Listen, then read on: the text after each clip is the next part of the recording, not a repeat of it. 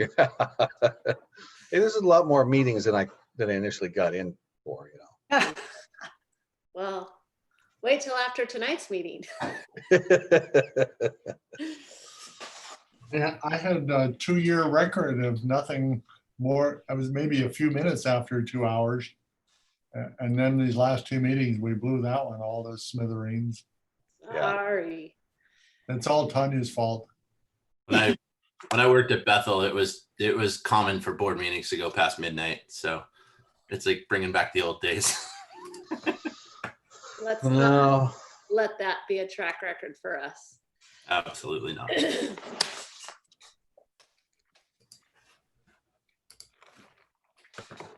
Hi, Lori. Hi. Hi, Lori. Hi, Chuck.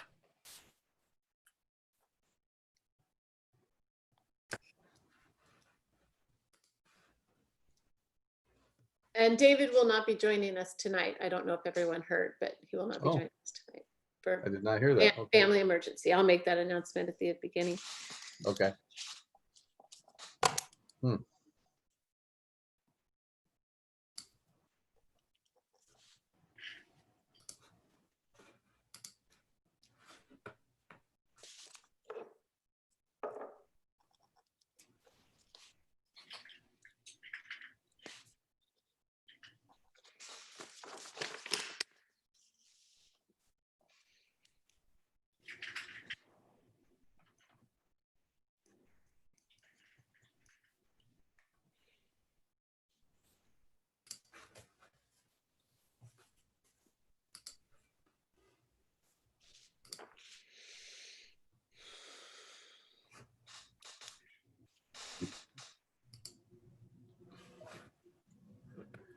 You guys are good to go on Facebook, Deb, and everywhere else it looks like today. So Thank you, Chris. Everyone ready?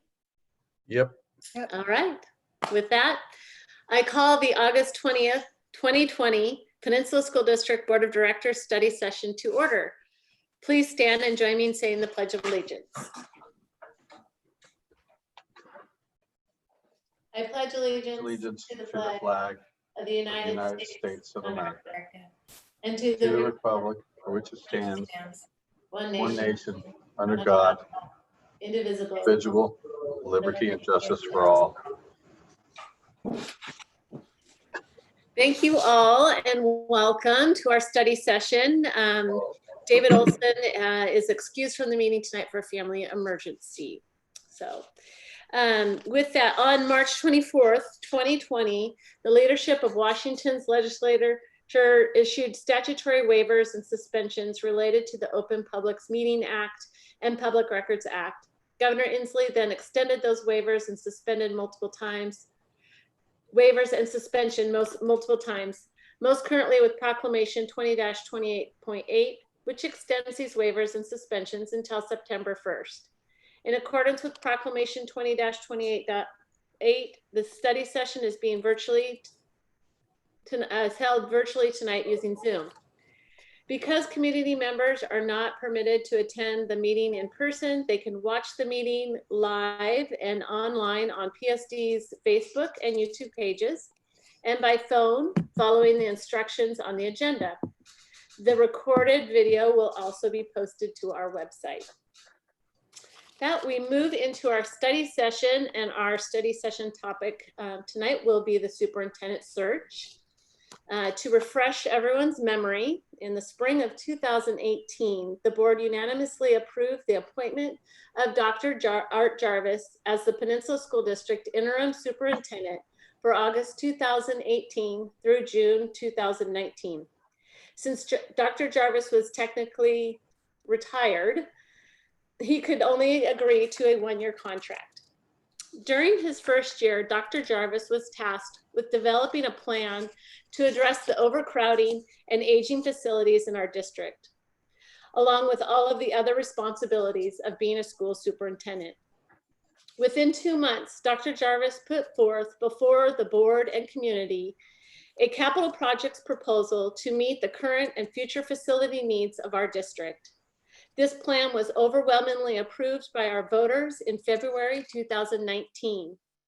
We will be forever thankful to Dr. Jarvis's well thought out plan and his outreach to our community, allowing us to move forward on a dire situation our district had struggled with for over 16 years.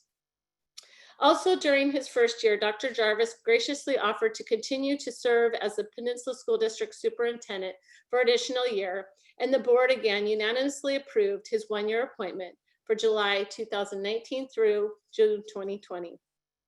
Shortly into his second year of superintendent, the board asked if Dr. Jarvis would be willing to serve as superintendent for a third year to continue to lead our district and help ensure our 4 new elementary schools and 2 middle school modernization projects would be completed on time and on budget.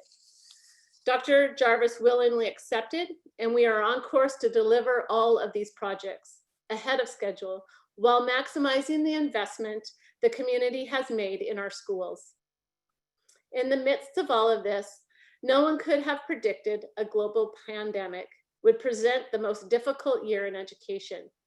While no superintendent in the state, or the country for that matter, has ever faced the challenges before us, the board is confident we are in the very best hands possible with Dr. Jarvis as we navigate remote learning and our reopening plan for this fall. We thank Dr. Jarvis for leading us through these uncharted waters. Dr. Jarvis's third year with the district will be complete in June 2021, and his time as our leader will end. We all hope, especially for Sandy Jarvis's sake, that Dr. Jarvis will finally and truly retire from his 55-year career in education. We all knew this day would come, but we are grateful for the significant and long-lasting contributions Dr. Jarvis has made to our district and community. With all of that in mind and in preparation, I have asked Dr. Jarvis to lead the board in a discussion tonight about the process of a superintendent search. The board has been provided some resource materials ahead of time. Dr. Jarvis, on behalf of the board, I thank you for your leadership for the past 2 years and for the year ahead. I now turn the meeting over to you for discussion about the superintendent search. Thank you, Madam President. Thank you for the kind words.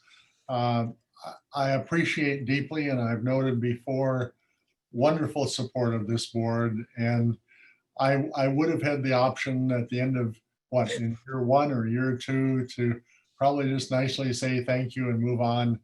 But I also deeply appreciate you've honored me with some work that was tremendously important, and it feels wonderful. But it also is that time where I need to say to you, in my vision, in my time in this school district, this is a terrific community. It's we're all going through a time right now which has got school districts and boards and superintendents and teachers and kids in a very, very difficult place. But we'll work through that. We've got a good plan to open. We'll have a year that I believe we can work our way back to something called normalcy. I'm not sure what's normal anymore, but along the way, I would again reiterate my belief that this community will benefit from and will be a prime candidate for people who wish to become your next superintendent and would be willing to work with you for many, many years. So I think it's important that we spend a few minutes tonight. It's not going to be terribly lengthy.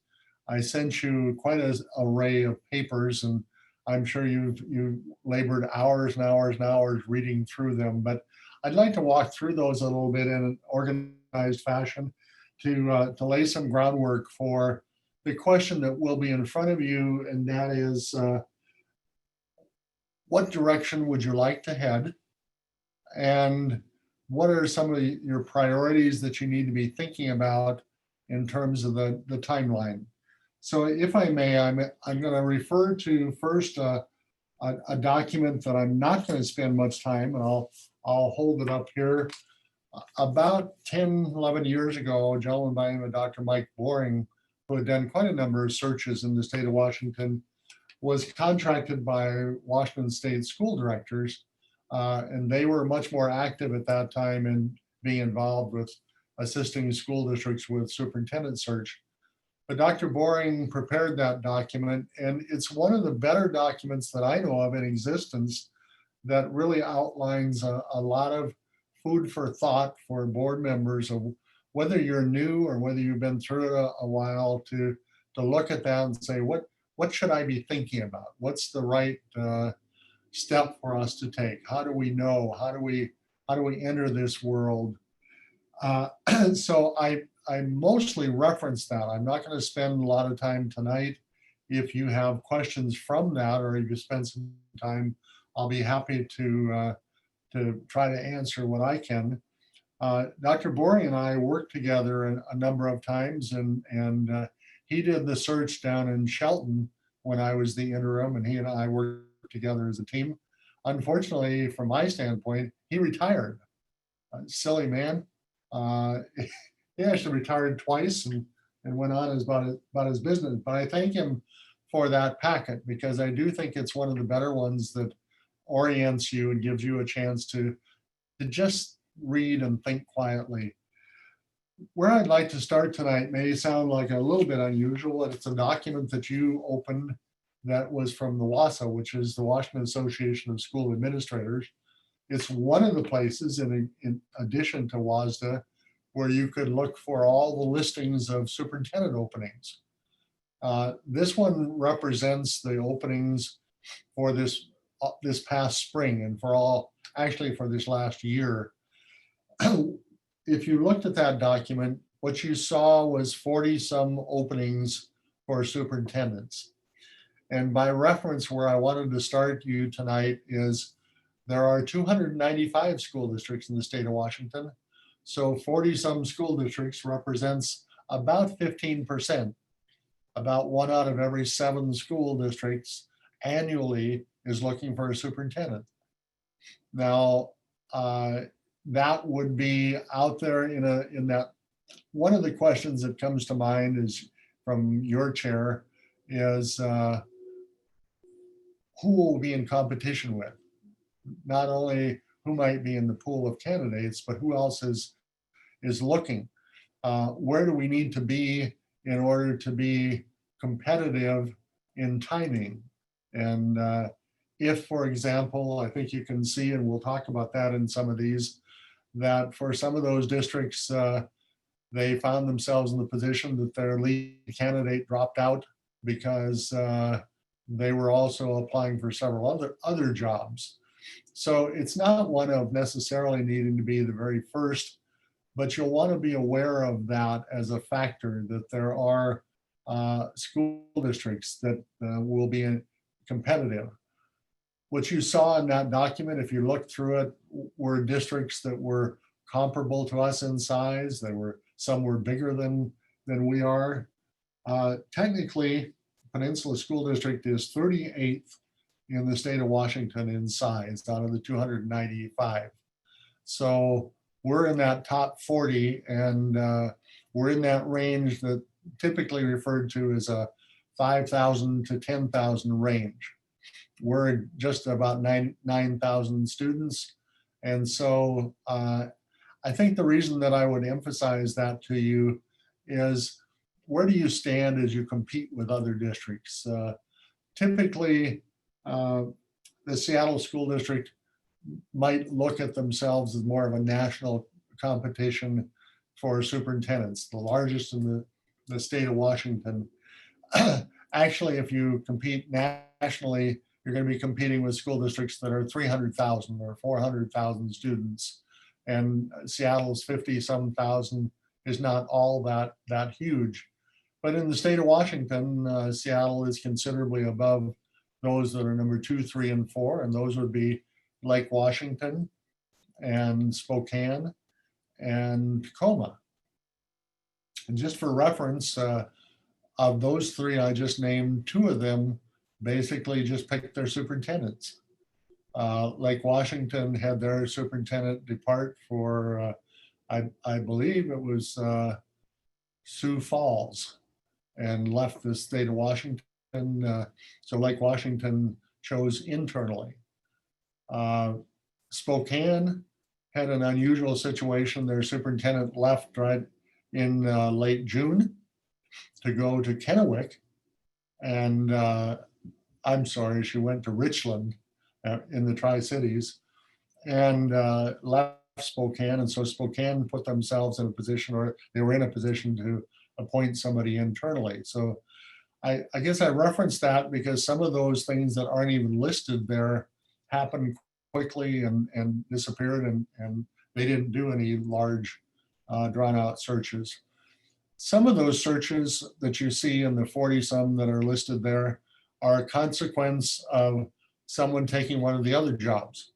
So if I was in a smaller district, I may have resigned that job because I was selected to be the superintendent, one of the mid-sized districts. So some of those will be musical chairs, and people will be moving up or moving around in from district to district, and even lateral moves. Mostly I say all of that just so you have that sense of where we are in the Peninsula School District as you set out to compete for a candidate pool and looking for a superintendent. A second thing I'd like to note, besides that kind of orientation of where you are, is the timeline of searches. Again, I don't know how much time you spent on that document. If you've got it in front of you or on your screen, you'll see superintendents that were named in the fall. You'll see superintendents that were named in January and February. You'll see March and April. I don't know whether you'll see that Spokane one that was June 24th or not, but the reality is that you see a variety of times. So earlier when I talked about the timing of your superintendent search, it's important to sort of have that in mind. I want to call your attention to Enumclaw. Not as it, I guess I have many, many years in Enumclaw. It's one of my favorite places and one of my children, so to speak. Mike Nelson was awarded the job of the assistant or deputy superintendent or executive director for WASA, the Washington Association of School Administrators. So at the end of April, he took that new job. The Enumclaw district started a search on April 24th and finished it in May. So as you look at not only the date in which new superintendents were selected or the positions closed, you'll see quite a difference in the timing that it took to do the search, do the advertising, do all of the paperwork and select a consultant, do the interviews, hold your community activities, and then make a selection. Enumclaw did that in, I guess I didn't add it up, but about 6 weeks. And they felt they wanted to go that route, and they did it. And I think they're tremendously happy right now. They chose an assistant or deputy superintendent from Franklin Pierce, and Sean Carey, Dr. Sean Carey is the new superintendent there. And I would just describe them as happy as could be in their efforts. So the second point I would just like to register with you is the timing can be one of your need or your choice, but I certainly would like you aware of the fact that as time passes, some of the candidates that might be interested will either go elsewhere or they'll commit to the place they were already at and choose not to leave on a late date. So there is some interest in advising you to be as quick as you're willing to be. You don't have to be in the tyranny of the urgent, but I think it's important to think about wanting as wide a choice as you think you need, and recognizing that competitive element.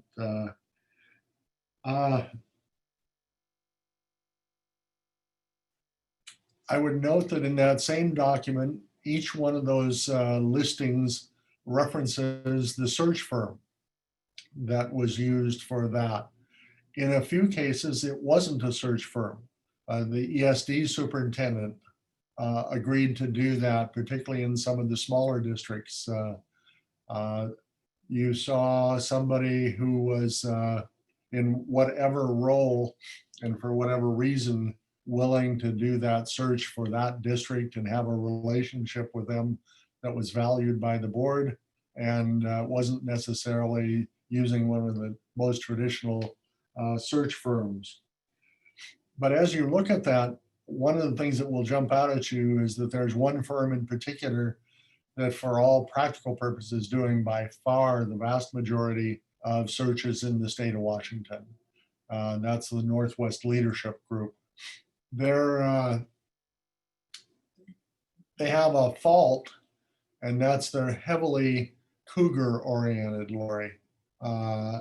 Dr. Dennis Ray and friends, he teaches at WSU, and he's run their superintendent's program for quite some time.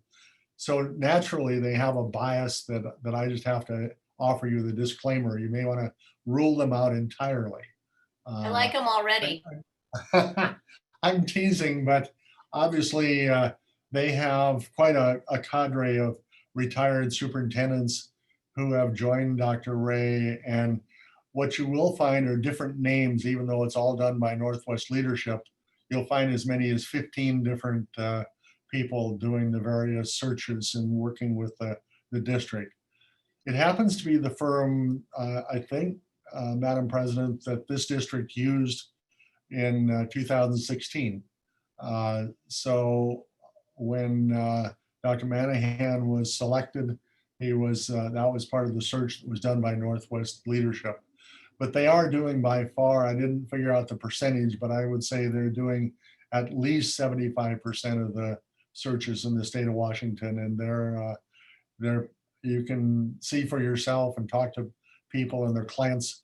But I would say in spite of that bad leaning that they have towards Cougarville, they have been very deeply appreciated and do an excellent job. So it's not my job to pick or recommend, other than to comment that as you look at that and you see the overwhelming number that are being done by Northwest Leadership, I think they've done a nice job of pulling that off by having a variety of people that fit the districts and the size and the expertise and the connections. So they're well represented on both sides of the mountains, and their familiarity with the districts and the candidate and the clients that they can bring to the table.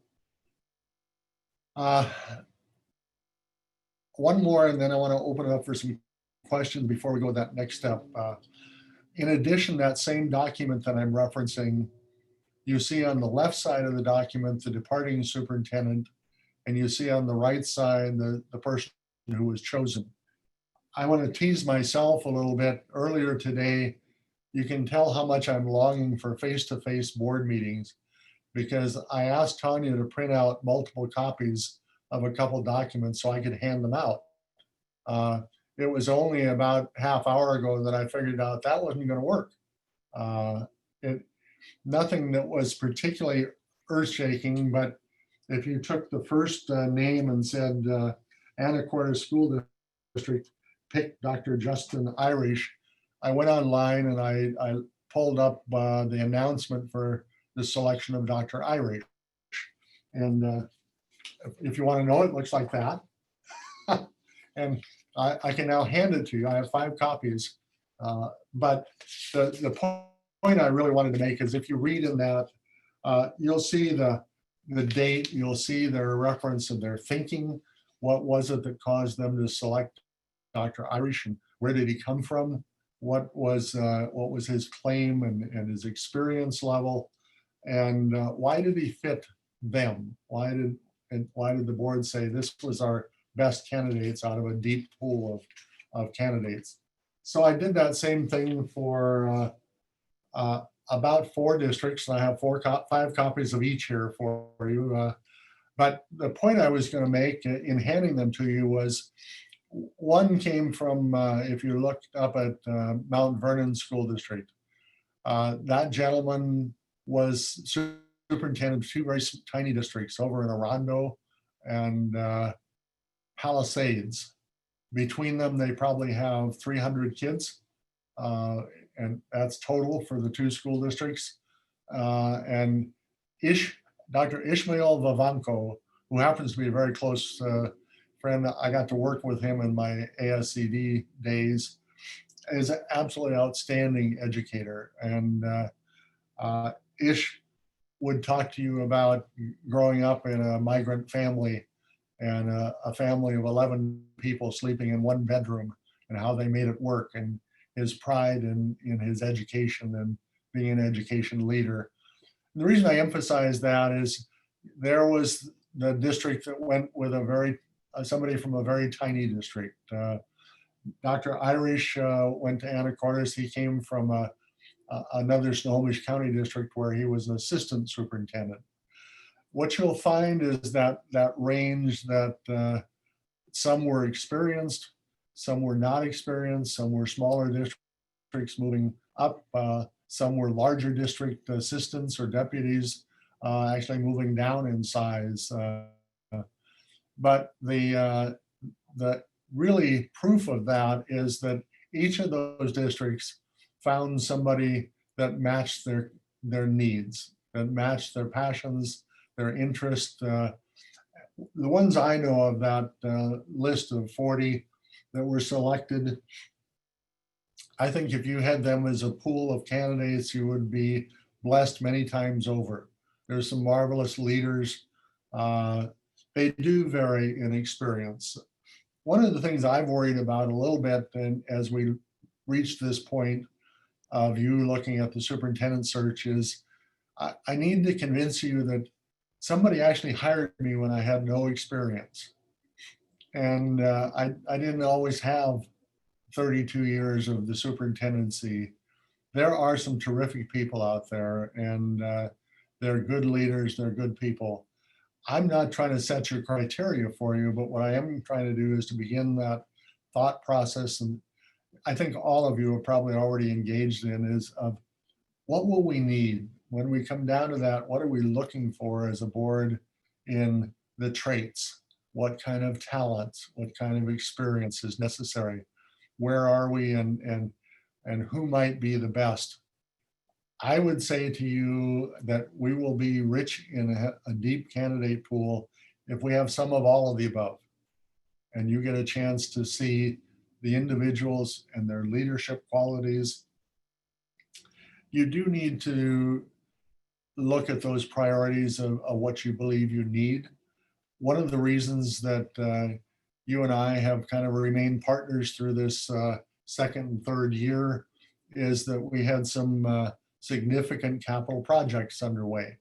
I hope it wasn't just for that, because most of my joy takes place in all the other things that superintendents do and working in school districts. But that happened to be one of the areas that this district could not afford any mistakes.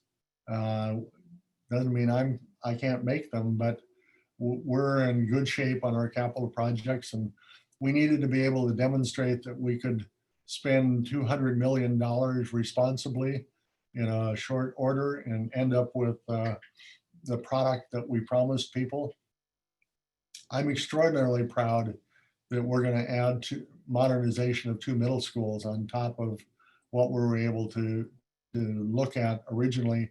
So under promise and over deliver is something that's there. I mention that not because where it will necessarily be in June 30th of 2021.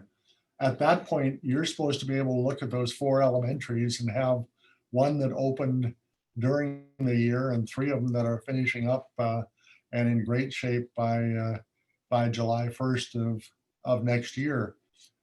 But it represents one of those areas that just challenges you individually and collectively to say, what is it we need?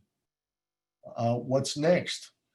I can suggest to you that as we visited the long-range plan that you allowed me to put together for you, that there's a huge next step.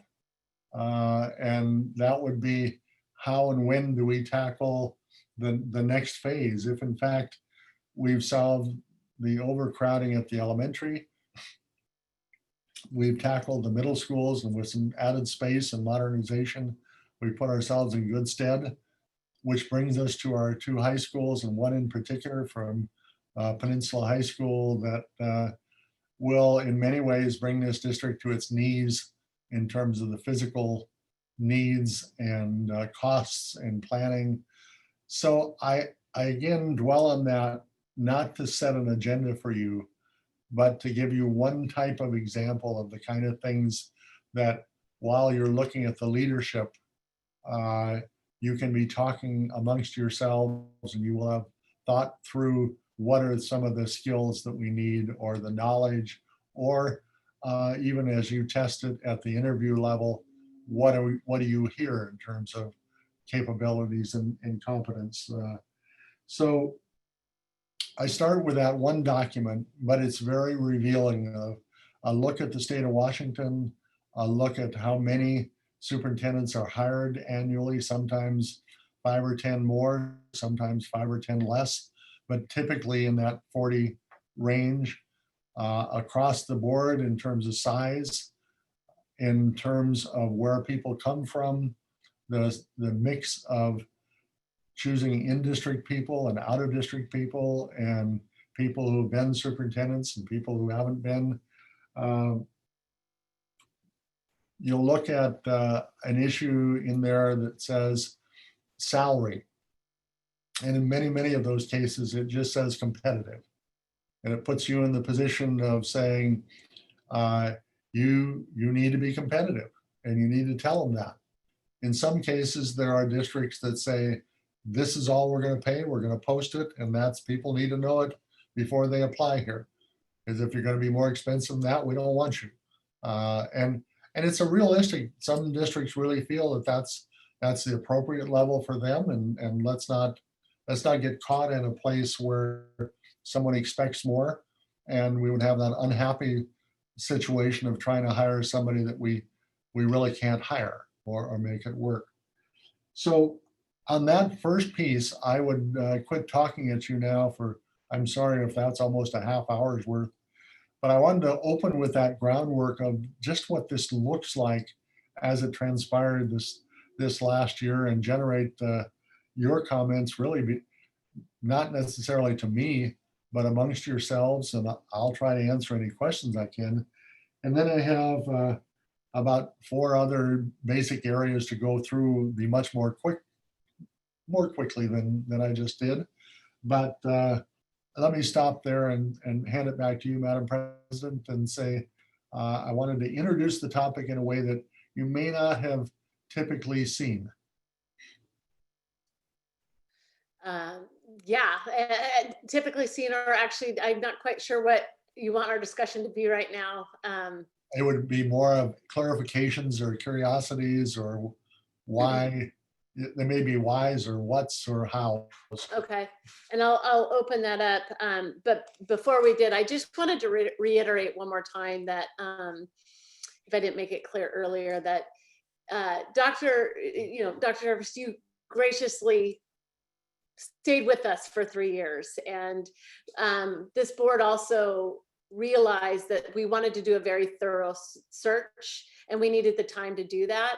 And so this was very planned, that our board was going to start looking at this now so that we could do that thorough search and find the right person that's really going to take our district to our next vision, to our vision that we all need to put together and go. So again, thank you for sticking with us for so long. We appreciate that, and allowing the board to really dig in and do this search right. So thank you again. So I just want to make sure that was clear.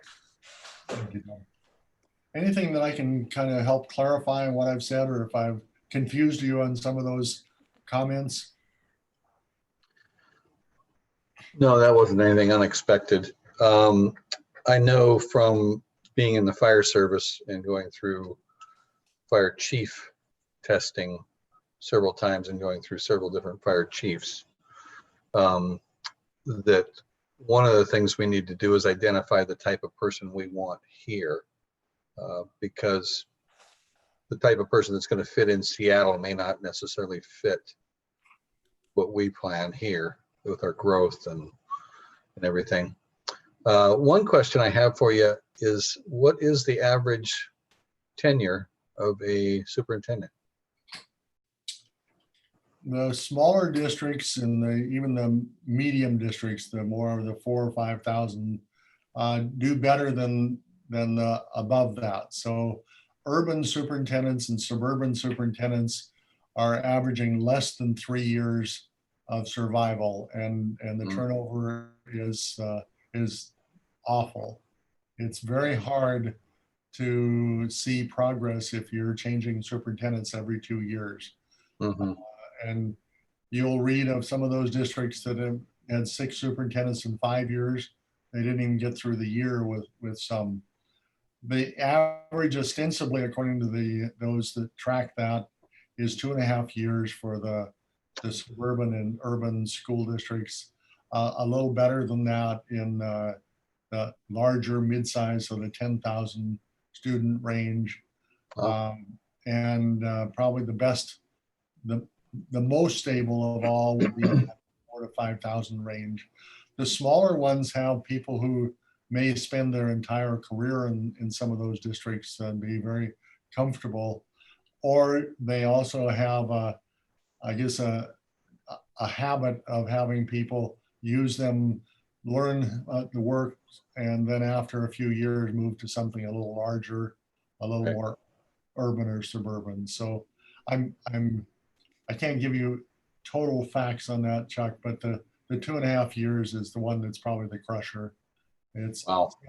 So my piggybacking on that, Dr. Jarvis, what about what should we expect in offering a contract? What's the industry practice for superintendents? Well, I'm going to answer about 3 parts to that. You only asked one part. I want to answer about 3 parts. Okay. A 3-year contract is the maximum you can offer in the state of Washington. So that is the industry standard. If you were to offer someone a 1-year contract and then require them to buy a home in the Peninsula School District, they would look at you and say, I can't do that to my family. So they expect a stability. They expect a relationship. There's a sidelight to that one, which is a 3-year contract does allow both the superintendent to learn about the district and grow, and it allows the board to allow somebody time to learn and make mistakes and still have some years ahead that you've committed to. So it is standard by far, and that's not I talked to WASA before this meeting just to double check if they used to have a kind of a sample contract that they would recommend. They don't do that anymore, but they said it just emphasized the 3-year, because that is the difference between being able to recruit someone and hire them and not recruit them. A second piece that I would add in there is, while these notices talk about a competitive salary, there is some work that you need to do as a board to know and kind of prepare yourself that what is that competition, and the fact that while people don't necessarily move just for the salary, they're going to look at the various districts and the offerings, and they're going to make a judgment as to whether that's competitive or appropriate. And I would just say, steel yourselves. Right now, superintendents are taking an awful beating, and I guess we tease each other about that's why you get the big dollars, but it is part of really setting a team in place for a board and a superintendent to have the kind of relationship you need to build stability over time. So if I may, for just a second, I'm going to reference Renton. When I left Renton, they had hired Damian Patnaud to be their superintendent. He was coming from inside the district. The board and I, as we talked about the contract and put it together, he has probably the only sabbatical currently offered by a school board in the state of Washington, because they literally built that contract to know that they had a very attractive candidate that they wanted to keep for a long time. And they didn't have to bribe him, but they did have to make him feel like he was part of a team that really wanted him there for a decade, that wanted him there as long as they could benefit from that. So the whole tone of that contract, and I'm adding to your question, Deb, is it's the length of contract, it's a competitive set of salary and elements within the contract. But mostly it's a tone of the contract that says we're not looking at how to do a battle with each other and your attorney versus my attorney, but rather how do we make the biggest success out of this that we could possibly make. So that's over answering your question, but it is an area that boards should know before you ever pick a candidate, before you ever get to that place of saying, okay, this is the right person for our job, and then be unable to reach a agreement because it's simply not competitive. Thank you for that. It scratched off a few other questions I had, so perfect. Other comments or thoughts right now? No, not at this point. I mean, it would be great to kind of build our own description of what we're looking for. And we'd obviously like to have somebody that's got some experience with the building process with capital improvements.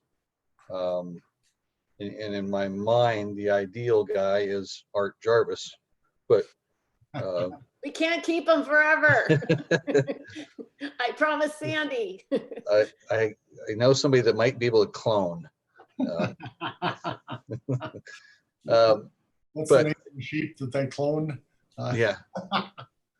But at the same time, I wouldn't want to exclude somebody that that maybe came up and is younger and has the enthusiasm that will carry this this district way into the future. I hate the thought of just 2.5 to 3 years, but I think, Chuck, that this district can retain a superintendent for a decade if Yeah. we do it right. I think it's a beautiful community. We know that. Yeah. It's got its issues like every other community out there, but it's got so many elements. In fact, I'm going to kind of use your question, if I may, Chuck. I'm going to bridge. My next comment was to be about the applicant pool. But the applicant pool really is going to be reflected by what is here. What are people applying for, and what are they looking for? And answering your question, I think you can look for the career superintendent that knows that this is the place they want to be. This is the place they can be. They can have they can have the home. They can have all the things that go with it, depending on what they want and where they're coming from. And so I would say your applicant pool will be really quite attractive to you because this is an attractive district. One of the questions I asked Dr. Joel Auney at WASA was, what's the observation right now from outside of Peninsula School District? Is there anything I should be aware of that somebody is nervous about or would hold them back? And I of course have a jaundiced view. I think, how could they possibly not see anything other than the great work that we've done? But Joel said he saw no reason whatsoever that this wouldn't be a very excellent pool of candidates. There are people waiting. I think people are waiting for me to be done. They tease me a lot.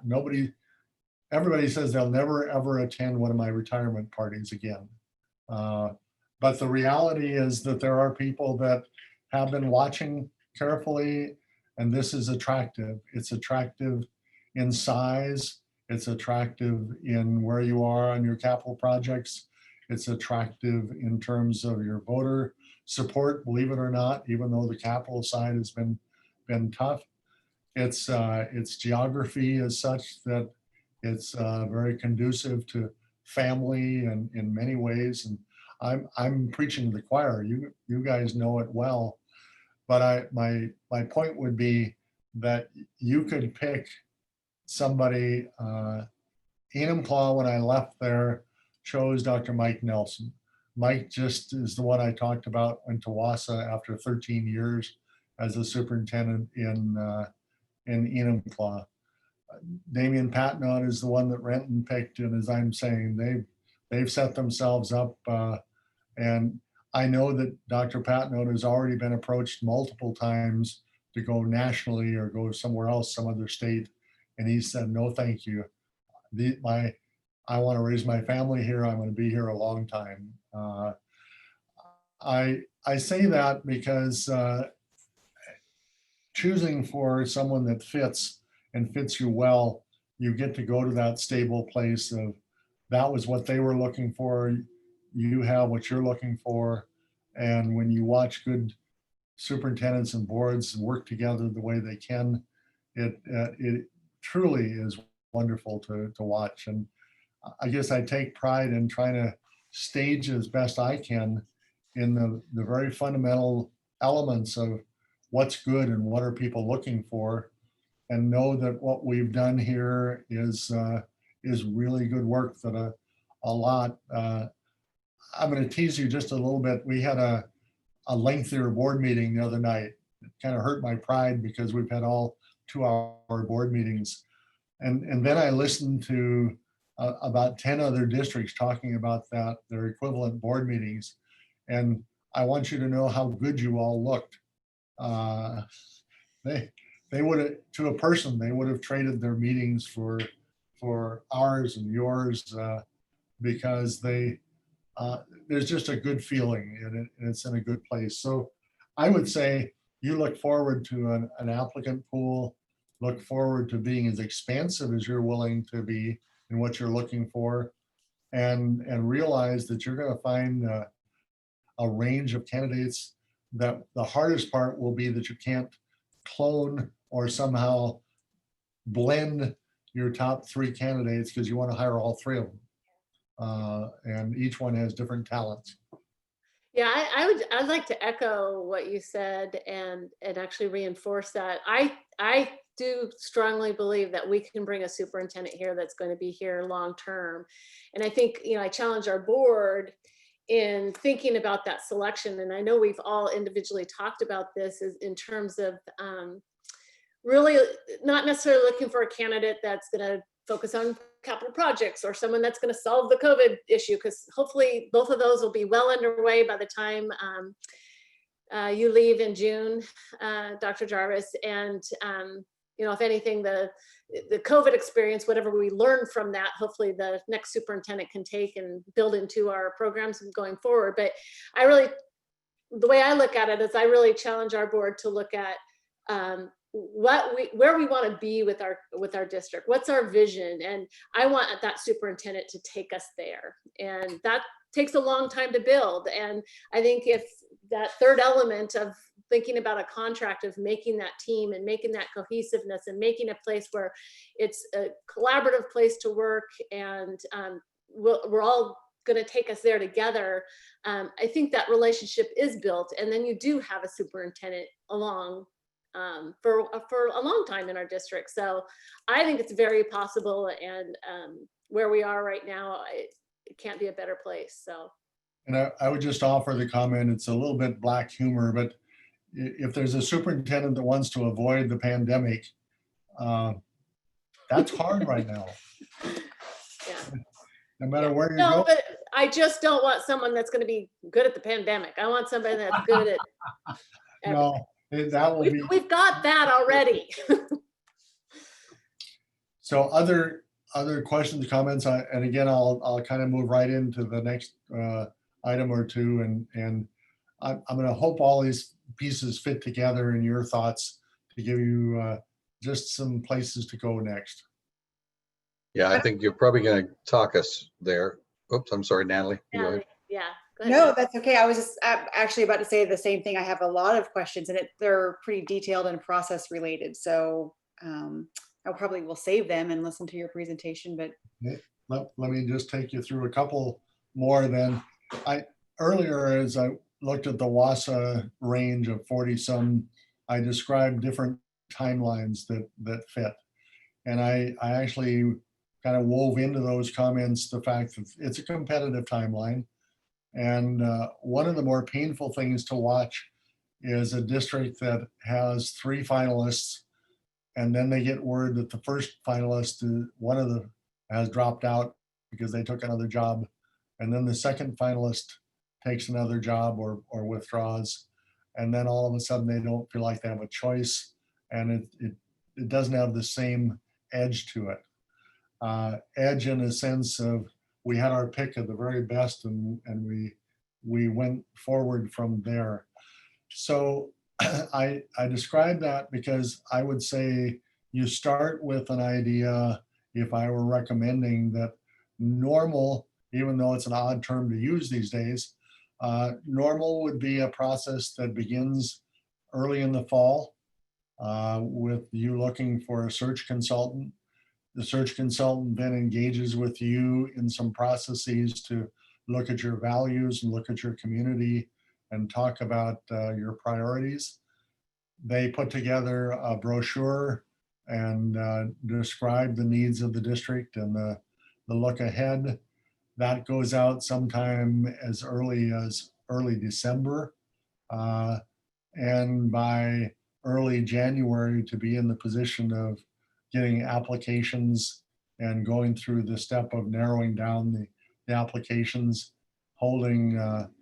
get 6 to 10 candidates and then held some interviews, get down to finalists and try to be all done by as early as late February or March and not too much later than that. So again, as you saw here, you'll see some of these dates being January, some being February, early March. But I guess I would start there with a timeline. You could, as I talked about Enumclaw's timeline, you could compact this and say, we're going to choose somebody by December. And you probably could make it work. You're attractive enough as a board and a community that people would be willing to commit early and go. It's not necessarily one. There's another factor there. How long do you want to wait before you get to have your new superintendent join you?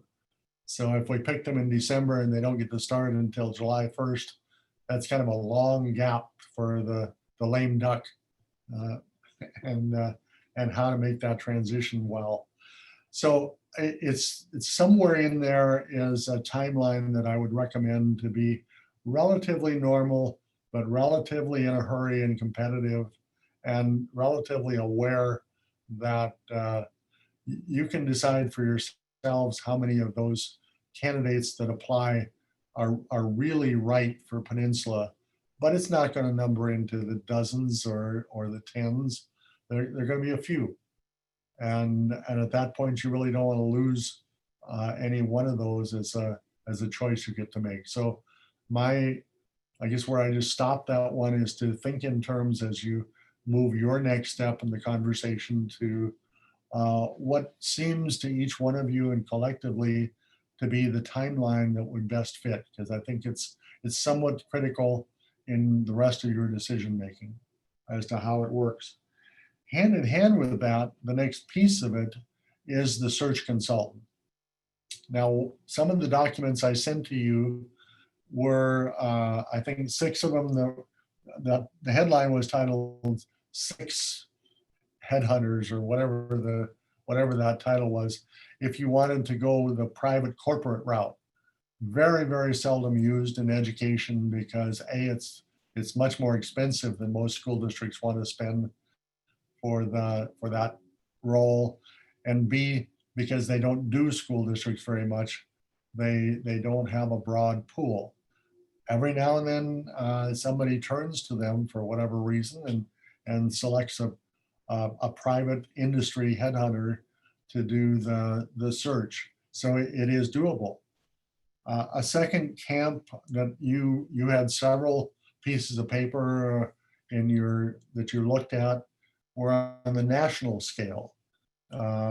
Ray and Associates, not to be confused with Dennis Ray, who does Northwest Leadership, but Ray and Associates out of Iowa, and the national scene.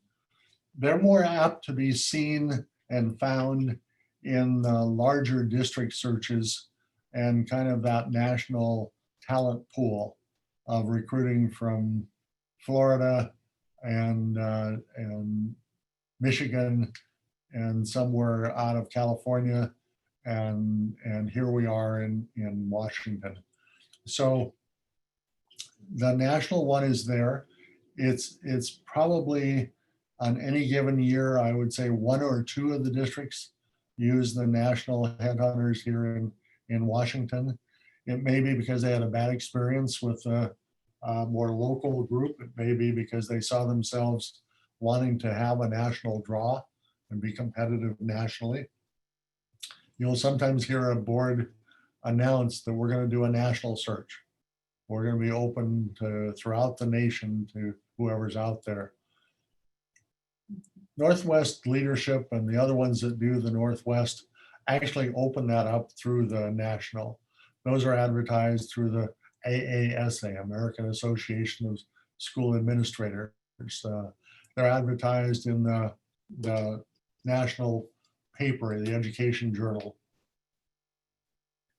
So you'll get that national, but it would be it'd be a choice that you would make to say that for whatever reason you felt most comfortable with a national scene search consultant.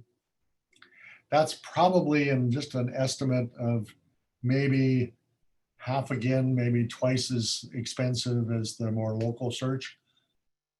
It's not that necessarily dollars are going to drive it, but most school boards are pretty sensitive to how much you spend to do the search itself. So then what you saw, one of the documents I provided for you was somewhat redundant to the WASA document, but it had all the searches that they were doing. So if you looked online to Northwest Leadership, what districts were they looking for? So they were looking for the superintendent of Mossy Rock. And by the way, the superintendent of Mossy Rock was needed because she went to Centralia. And that was one of those, by the way, they're the ones that failed their second levy in August in Centralia. But anyway, Mossy Rock, Pioneer, Enumclaw, Ording, Stevenson, Carson, etc. So I wanted you to sort of get an idea of this is the one that does the majority, not trying to, again, suggest that that's the main choice or the only choice, as much as they're the ones that will probably be the most familiar with who's out there, what's your competition coming, what are some of the issues or elements. I'm not going to go through those one by one as much as to say to you that one of the earliest decisions you have to make would be, do you want an RFP that calls for the search firms to throw their hat in the ring if they're interested? And then typically what happens if you are interested, we'll prepare the RFP for you, get it out. You'll have, whether there's one firm or 15 firms that are put their hat in the ring, you get to choose which ones you want to talk to and set up that interview so that you can move that next step. So timing and superintendent search firm or consultant would be those two pieces that work hand in hand if in fact your interest is in starting this fall and having somewhat normal. And Dr. Jarvis, the RFP, the request for proposal, how long does that take to put together? And then how long does that need to be out there for a deadline of turning that in? Like, Karen Anderson told me when I asked her, she said, we have the one from last time. And that was the RFP, not the selection. right, So the district actually has the framework for that. okay. In probably less than 24 or 48 hours, we could publish that RFP for you. Mhm, mhm, okay. And typically, how long do we put that out there to get feedbacks? At 30 days? Even less than that, Chuck. It's not one that you'll see, again, dozens of firms or so you would have in probably 14 days, you could get a full response. Okay. And then, so from my understanding, from what I've heard in the industry and what I've heard from all of our training as board members, really the timing of getting the most talent is to be out there in December and start interviewing in January and February and March. So I'm glad we're at least having this initial conversation. It doesn't sound like it'll take too long to get an RFP out there because we're prepared for it, and then getting back from that. So I'm trying to walk it backwards of when we need to start that. Exactly. So Yeah. in your, so with that in mind, because then the search firm has to take us to getting to what we are looking for, and that takes some time. So in general, does it take a month for these the search firms to help identify all the stakeholders in the community and help develop what we're looking for in our superintendent? No, it's in a relatively short time. They would meet with you and outline their typical steps that they would take and identify with you whether those are things you want to see happen. So example of that would be for them to meet with the staff, the various elements of the staff, to hear what the staff thinks they would like to see in the next superintendent. And they'll do that in an independent fashion on your behalf. So it's neutral, it's professional, and it's them talking with the people. If that's a community process, you want the community to be engaged. So they'll talk to you about what you want. They'll set up a time frame, and then they'll begin doing that. Then from that information, they will try to compile that for you in a set of recommendations, or at least themes that they heard, so that those can be woven into really an applicant brochure, an advertisement of Peninsula School District is looking for a superintendent. All you want to know about Peninsula School District and what we're looking for and desired qualities. So that's kind of the sequence to get that out.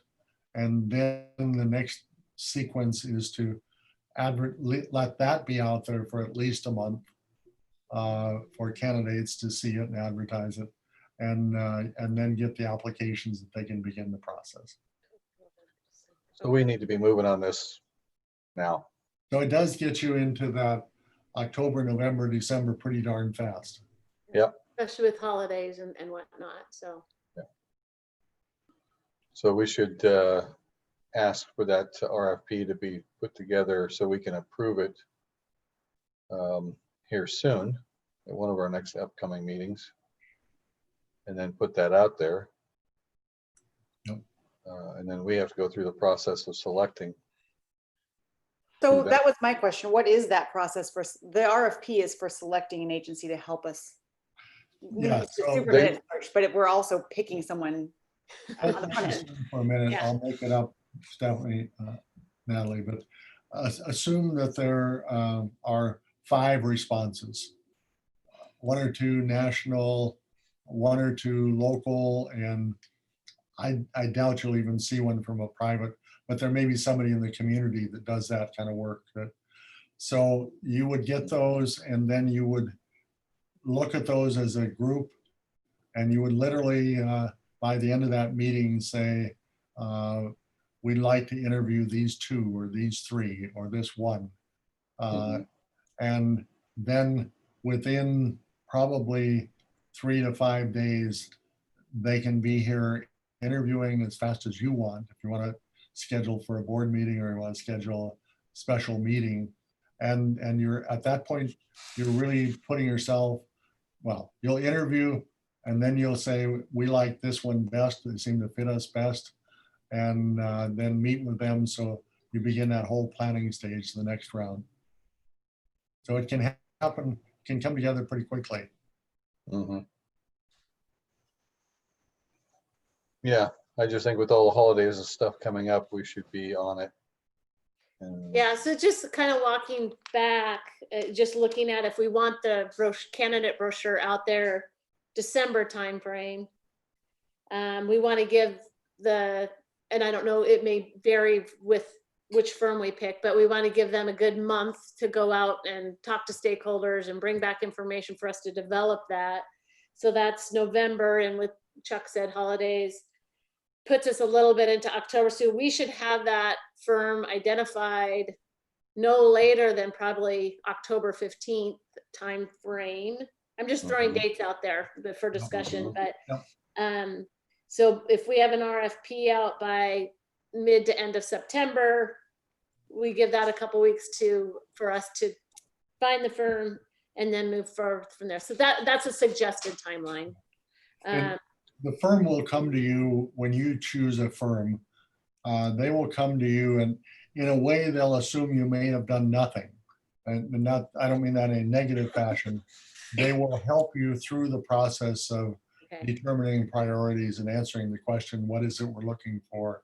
They'll help you by the people they talk to and their own analysis of that. So you don't necessarily as a board have to do a lot of homework in advance of that to be able to hand them your priorities. They'll help you develop those. And that's part of what will come back after the RFP. Each of these agencies will tell us exactly what they're going to provide for what cost, and we pick the best fit, or what are we looking for? At least broadly, they'll describe what they charge and what they do for you and the suggested timeline. And Natalie, just speaking from, because David and I both were a part of the, what's so funny? Sorry, you have a kiddo jumping in the window behind you. So a part of the last time, and we came in after the RFP was out, and we were able to then, we got all the proposals from each of the firms. And then, like Dr. Jarvis explained, we got to go through those as a group and then narrow that down, interviewed, and then we picked. So it was, I don't know where I was going with that kid jumping in the window. No, I mean, it was a pretty good process and a good discussion, and it really actually helped the board start that discussion about what we're looking for in a superintendent, even at that point. So that was that. They do know their business, and they really know how it should work for a board. So kind of fast forwarding to the near end of this, what's the typical overlap period of you working with the new guy? For all practical purposes. The new person. The new person, yeah. Yeah. The new person will start on July 1st typically. And the old person, and I'm saying that with tongue in cheek, goes out the door on June 30th. But what happens before that is that most typically what I have asked of a district is, you pick me to start on July 1st. If I can have a dozen days that I could come in and out of the district during this late spring so that I could start learning about the district, it's very, very helpful to where I will be on July 1st. One of the problems with July 1st start is everybody else is gone. And you're going to walk into an empty office, and the 1 year is over, all the decisions have been made for the next. So I really recommend highly that you figure out, you kind of hand to me and to the incoming person to work out a transition plan and have you okay that this is the transition plan you want. In multiple times that I've done that, I've been able to really draw up a plan that allowed the incoming person to make some of those key decisions in the late spring. That would be personnel, leadership, major kinds of decisions that they'll be carrying out in the fall, rather than me make the ones if in fact they want to make that. So example of that, Chuck, would be hiring a principal. If we had to hire a principal in May, I would say to the new incoming person, do you want me to hire, or do you want to hire that person? Do you want to do it together? And more typical than not, they would say, I'd like to hire that up. That'll be an important one for me. So I've been on both sides of that one, and we can do a really nice transition. And if nothing else, with all my experiences, I got to do a number of transitions, and it's really kind of fun to do it. It's a lot of fun to do it right and watch a really smooth handoff.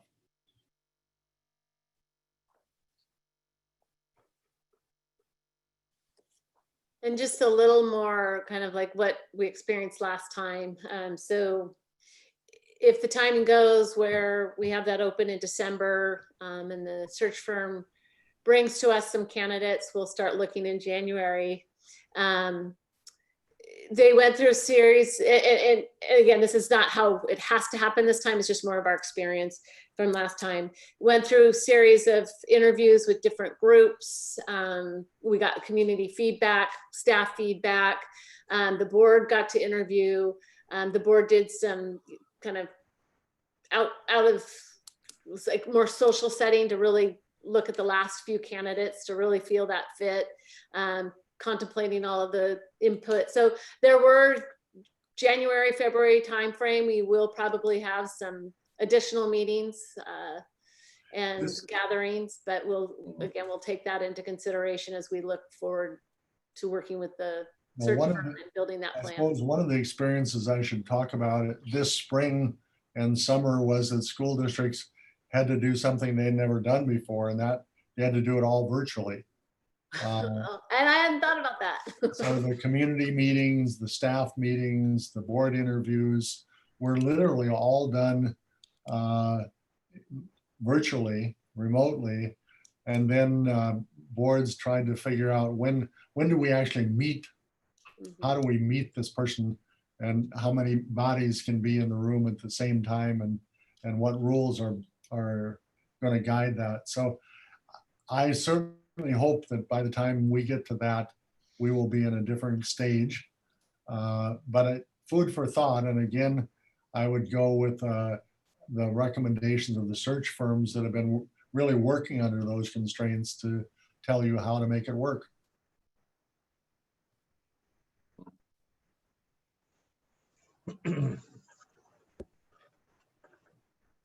Other questions right now? And if not, I think you had another topic that you wanted to cover with us. I just have a quick question. Deb, were you happy with the process last time? This is more of a yes or no. Or were there things that you don't want me to explain? Were there things that you could share with us that you would do differently that we don't have to discuss tonight? Yeah, I was happy with the process. I was happy with the communication between the search firm and the board. They kept us kind of apprised the whole way. I heard a lot of positive feedback from the community in terms of they felt involved. I thought it was a very healthy process last time. Okay.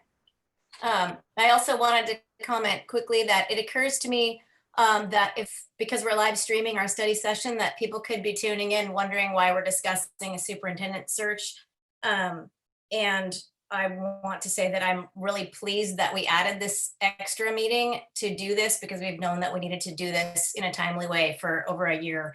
And we always plan to do it. And I love that we aren't taking time out of next week's meeting to do it. So the work toward reopening goes on, but this is a very important, very timely thing that must be dealt with, because I think the sooner the better, whatever is appropriate, as Dr. Jarvis is explaining, but I think to get the very best candidate for the community, this is important. So thanks everybody. Yeah, very important, Lori. And I thank you to the board. Thank you to Chris, Tanya, and Art for adding this meeting to our monthly meetings. This was not our scheduled meeting, so I appreciate everyone taking another evening to do this important work, and to echo what you just said, Lori. Well, as you can tell from what I put in the stuff you looked at, whether electronically or printed it out, is that the large issue is what's the general direction that you'd like to go, and the general timing, and then trust the process enough that when you hire the search consultant, they'll help you through the next phase and the next phase. And I certainly will give you everything I have to make it work, because I guess it's just fun to do a nice transition and watch it work, and then watch it work for years and years and years. So I thank you for the chance to just put this in front of you, and for you in turn to be able to say, we get to determine our next step, and when you're ready for that, we're ready to help you. And that's it. I would encourage you to go back to Dr. Boring's whatever 58-page manual. You don't have to spend unless you want that to be your document that puts you to sleep. But there's some good content there that is written with the idea of board members, and it was written for WASDA.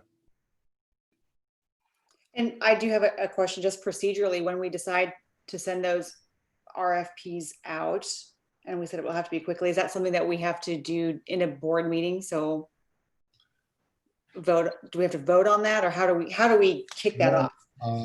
Mainly, all you have to do is to say, go do it, Art, and we'll Okay. get it out for you. Get it out for you means we'll bring it back to you so you can see what it is and if it reflects everything that you want. But basically, it's a pretty standard call for their professional services to help us look at a search, and then you get to judge which ones you think are worthy of the next step. So you do not have to take action until the point of selecting the responses that you would like to follow up on.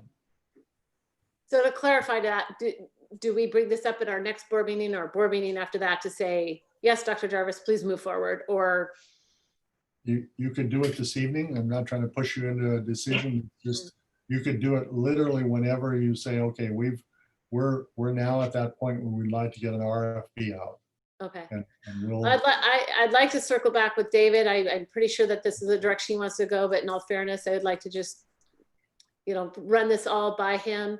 And then I would say in our next board meeting, or maybe the one after that, I think the timing would allow for us to then give you the green light to go forward, if that's what we choose to do as a board. yep. And that's what I think is especially nice about where we are right now in timing. You've got some time. Yeah. You have that template already from the last time. Is it possible to get that out Yeah. to us, just so we can Yeah. look at that template that you have? For the RFP check? Yeah, for the RFP. Yeah. Okay. Yeah. Are you saying we're not going to be here till 11 o'clock? We're not. What? I I'm planned done. this. From my till 11. standpoint, I'm done. Now it's up to your leadership. Oh, I only have one more line to say. So before I do that, any other thoughts or questions tonight, guys, for? No, I anyone? think this is the right direction. And having known many of the superintendents that we've had working with the foundation, we've had some good people come and go. And I'm hoping that with the board we have today, we'll be able to retain a really good candidate. Good. Well, I'll follow up with David. I don't know if it's good, bad, and different. I can remember, I think, the last 6. Yeah. Okay. Thanks, everybody. Yeah, Thanks for thank walking you. us through that. Yep, appreciate it. Thank you. Okay. Thank you, so Art. with Okay. that, The Good night, meeting everybody. is adjourned at 7:17 p.m. What am I gonna Thank do you. till 11? No, not gonna happen. Go cook dinner. I think this is Art's 3rd or 4th night in a row. He needs to go home. Going home. Okay. Good night.